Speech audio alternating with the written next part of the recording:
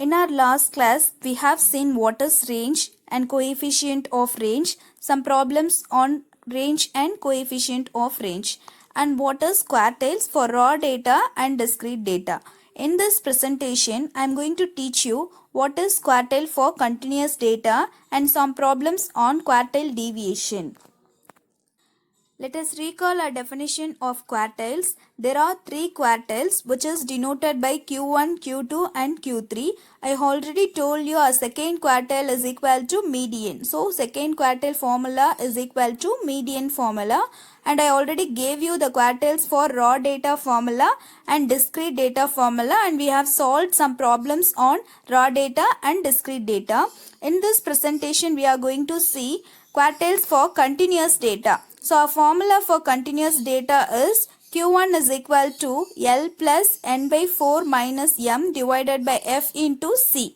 Here we know what is L. L is lower limit and N is total frequency and M is pre-median class, F is frequency and C is class limit. Similarly, our third quartile formula for continuous data is L plus 3N by 4. The same formula in first quartile, but here we have to replace N by 4 in the place of 3N by 4.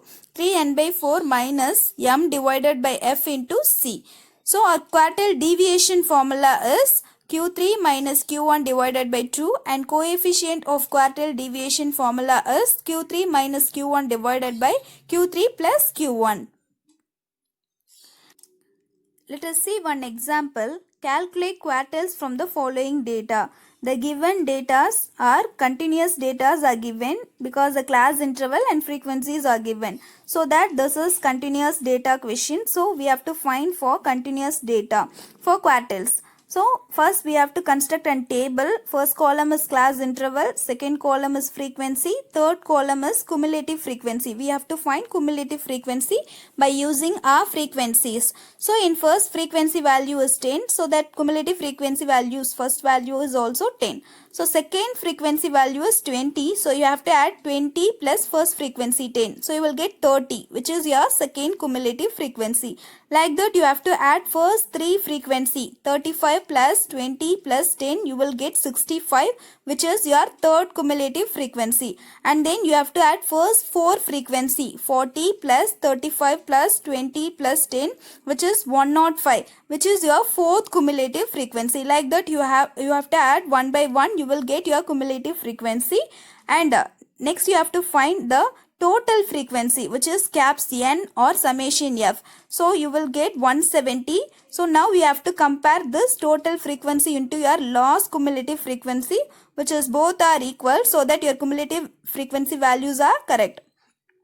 After that you have to find N by 4. So N by 4 is equal to 170 divided by 4 is equal to 42.5. Now you have to check this 42.5, which is exceeds in cumulative frequency. So here 30 is less than 42.5, so that we are taking 65. 65 is the highest value compared with 42.5. So that we are taking, which is our first quartile.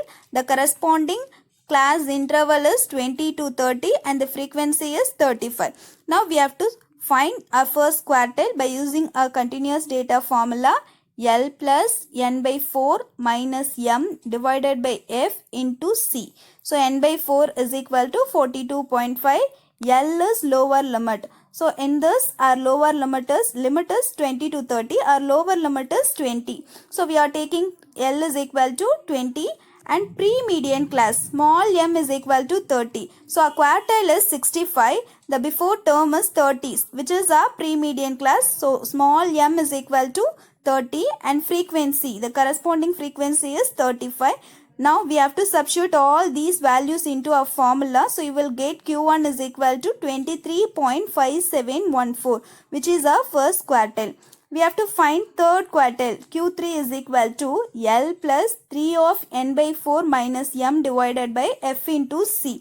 Now we have to find 3 of N by 4. So 3 of N by 4 is 42.5, which is 127.5. Now you have to check with your cumulative frequency, which is highest values compared with 127.5. So here 130 is greater. So we have to take our Q3 is equal to 130 and then corresponding class interval is 40 to 50 and the frequency is 25. So our lower limit is 40 and pre-median class. So here Q3 is equal to 130 and the before term is 105. So our small m is equal to 105. Our frequency is equal to 25. So now we have to substitute all these values into our formula. So you will get Q3 is equal to 49, which is your third quartile for continuous data. Let us see our next example.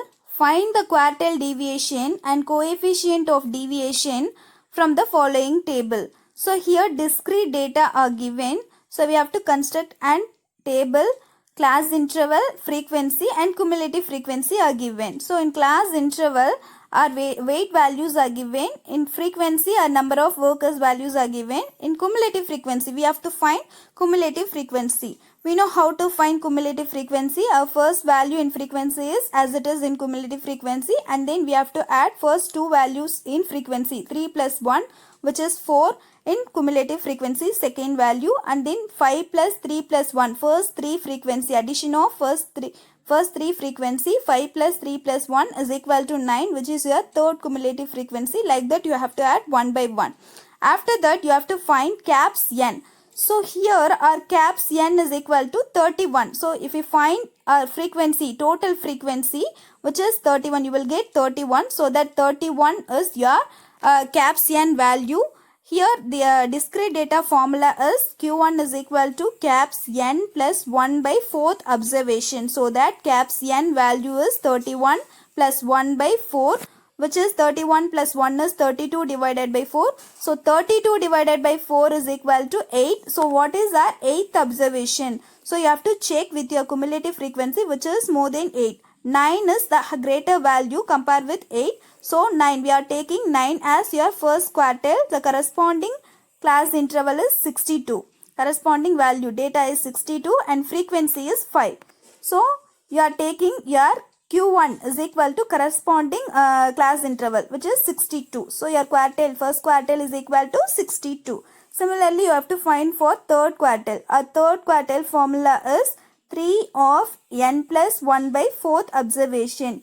3 of caps n is, we know, 31 plus 1 by 4, which is 32 by 4, which is 8. So 3 8s are 24. So 24th observation, which is the greater 24. So here 26 is greater compared with 24. So that we are taking 26 as your third quartile and corresponding class interval is 65. So your third quartile value is 65. But in our question, they are mentioned we have to find the quartile deviation and the coefficient of quartile deviation.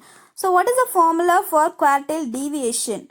Quartile deviation formula is Q3 minus Q1 divided by 2. So Q3 value is 65 minus Q1 is 62 divided by 2. So 65 minus 62 is 3 by 2, which is 1.5. So quartile deviation value is 1.5.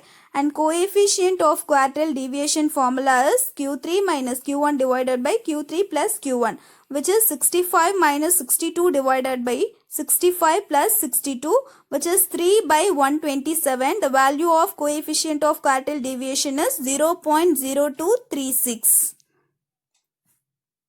Our next example is calculate quartile deviation and coefficient of quartile deviation. Here the data are like class interval. So for continuous data the values are given.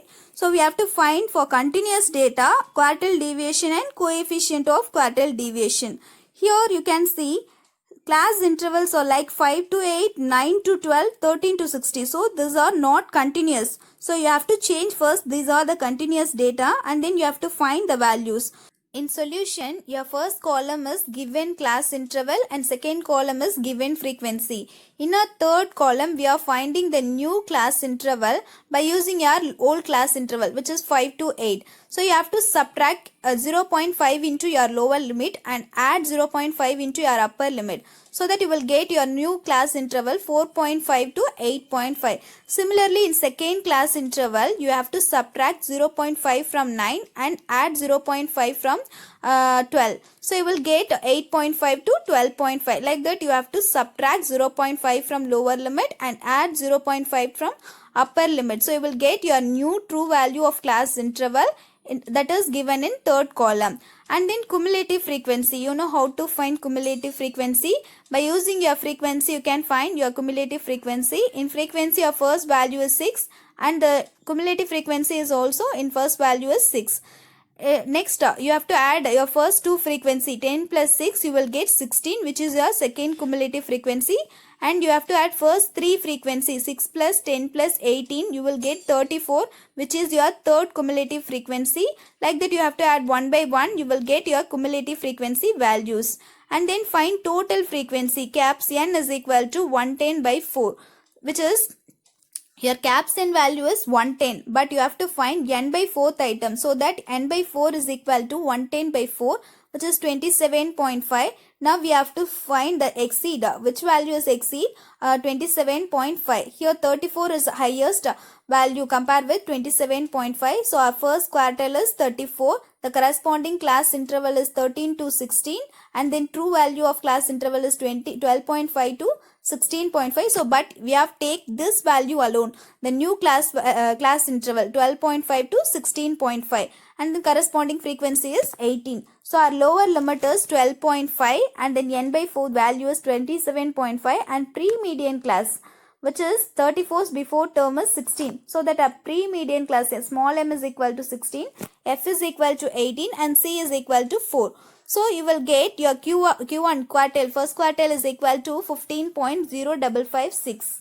Similarly, if you find Q3, you will get you have to find 3 of n by 4 first, which is 3 of 27.5 is equal to 82.5. So, now we have to check this 82.5 with your cumulative frequency, which is highest value. Here 91 exceeds 82.5. So, the corresponding class interval is 25 to 28. The new class interval is 24.5 to 28.5. The frequency is 12. So, you have to take your lower limit as 24.5 and your frequency is 12 and pre-median class, which is the before term of 91 is 79. So, pre-median class is equal to 79. And Q3 is equal to, we have to substitute all these values into a formula. So, we will get 25.667. So, which is your Q3. After finding Q1 and Q3, you have to substitute into your quartile deviation formula. You will get 5.3056. Similarly, in coefficient of quartile deviation formula, you will get 0.2606, which is your quartile deviation and coefficient of quartile deviation for continuous data. Thank you for watching this video. In our last class, we have seen what is range and quartiles for raw and discrete data. In this presentation, I gave you the examples of quartile deviation for and coefficient of quartile deviation and quartiles for continuous data. Thank you once again.